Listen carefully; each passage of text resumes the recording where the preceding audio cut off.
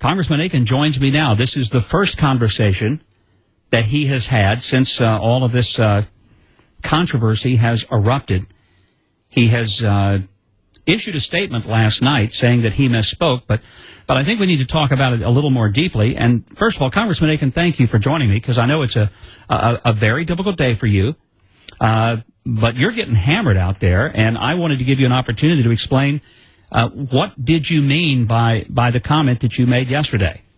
Well, Mike, I really appreciate your program and everything you stand for, and I really appreciate your giving me a chance to try to make this thing right, because I've really made a couple of serious mistakes here that were just wrong, and I need to apologize for those. First, I might say that I've always been committed to pro-life, and it was because I didn't want to harm the most vulnerable.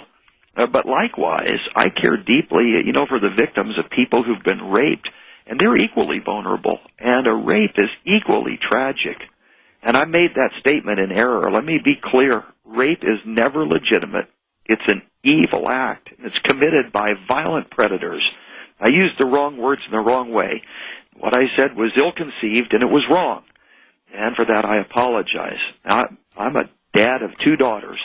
I want tough justice for the sexual predators. I've always had a compassionate heart for the victims of sexual assault. And I've even known some women who have been raped, and I know that it is a terrible, terrible thing, and that those consequences extend many, many, many years later. And I also know that people do become pregnant from rape, and I didn't mean to imply that wasn't the case. It does happen, and it's also terrible, particularly the most terrible of all. And I really just want to apologize to those that I've hurt, because, as I said, I have spoken in error. I wanted to get that straight right off the bat. Well, there's been a firestorm from this, and I think one of the problems that maybe accelerated it was the use of the term legitimate.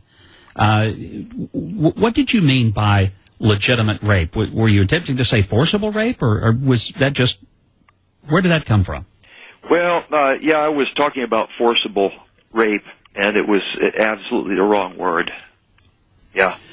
But you do realize, I mean, there are rapes that result in pregnancy. That's right. I know that, and in fact, I have known people who've been raped. I don't know any who've been raped and it turned out to be in pregnancy, but I know that happens too. Okay, so that's one of the things that people have said, is that it is medically incorrect to say that if you are raped that you won't have a pregnancy, because obviously there are a number of people. Ethel Waters, for example, was the result of a forcible rape. I used to work for James Robison back in the 1970s. He leads a large Christian organization. He himself was the result of a forcible rape, and so I know it happens, and yet even from those horrible, horrible tragedies of rape, which are inexcusable and indefensible, life has come, and sometimes, those people are able to do extraordinary things, and I think, again, it's a shame, but this has caused such a distraction to your campaign. Is it fatal? I mean, there are people today, Congressman, saying you need to drop out of the race. Well, I don't know that I'm the only person in public office who suffered from foot and mouth disease here, and this was a very, very serious error.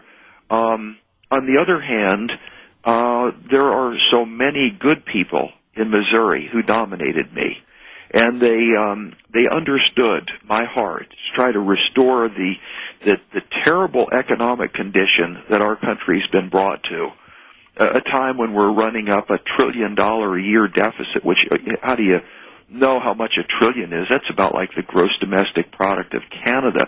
We have some really serious economic problems, and we've got a budget deficit that's unlike anything we've seen in the past, and we have absolutely no budget in the Senate for 1,000 days. And I feel just as strongly as ever that my background and ability will be a big asset in replacing Claire McCaskill and putting some sanity back in what's going on in our government. We've got people who are also suffering from no jobs, people who have dropped off the unemployment list because they tried and couldn't get anything.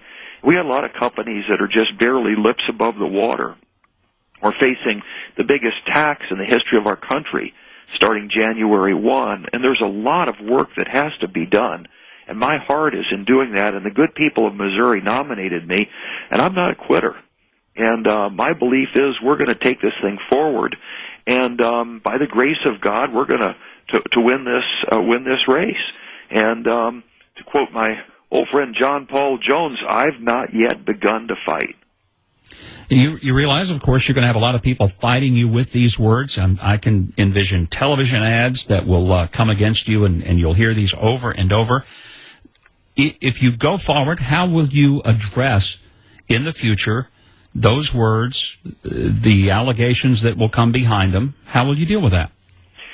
Well, I think the same way that I have on your program, Mike. I have to apologize for them. You know, the people from Missouri that elected me know that I'm not perfect. They don't make perfect people. We all make mistakes. And having traveled around our state, I also know that the many people who supported me know that when you make a mistake, what you need to do is tell people you're sorry. And don't try and hide it. Don't lie about it. Don't try and cover it up. And I believe that's what has to be done when you make a mistake like I did. But just because somebody makes a mistake doesn't make them useless. And just because I made a mistake here doesn't mean that we don't have work to be done, and that there's not a tremendous difference between the approach that I would take in dealing with the great economic crisis that America faces, and Claire McCaskill, who has voted right along with Obama. We are very, very different people. Congressman, I also want to ask, you've had a lot of pushback from within the party, the Republican Party. There are senators calling for you to get out. Mitt Romney issued a very strong statement saying your comments were inexcusable. I want you to tell us, has anyone from the Romney campaign called and asked you to drop out? Have you had calls from the Republican National Committee or from the Senatorial Committee? Any official request directly to you for you to drop out? Well, no one has called me and said, Todd, I think you should drop out. No one has said that. But I gather people are saying that on the media, but they didn't specifically call me and tell me that. Are you